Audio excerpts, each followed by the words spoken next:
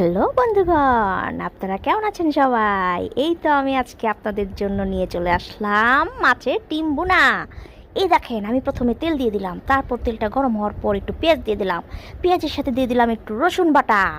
এরপর এটাকে নাড়াচাড়া দিতে থাকবেন, নাড়াচাড়া নাড়াচাড়া নাড়াচাড়া নাড়াচাড়া নাড়াচাড়া নাড়াচাড়া নাড়াচাড়া নাড়াচাড়া নাড়াচাড়া, খালি নাড়াচাড়া দিতেই থাকবেন বন্ধুরা। নাড়াচাড়া দিতে দিতে দিতে তারপরে গিয়ে দিবেন হলুদ গুঁড়া, এরপর দিবেন মরিচ গুঁড়া, তারপর দিবেন ধনে গুঁড়া, এরপর দিবেন একটু লবণ।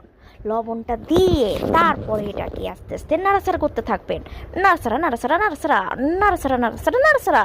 এরপরের থেকে তেল বের হইলে এর মধ্যে দিয়ে দিবেন মাছের ডিমগুলো।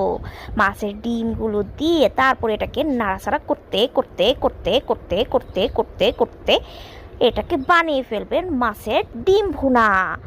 আপনারা কিভাবে রান্না করেন আমাকে একটু কমেন্টে জানাবেন। ঠিক আছে বন্ধুরা, ভালো থাকেন সবাই, টাটা।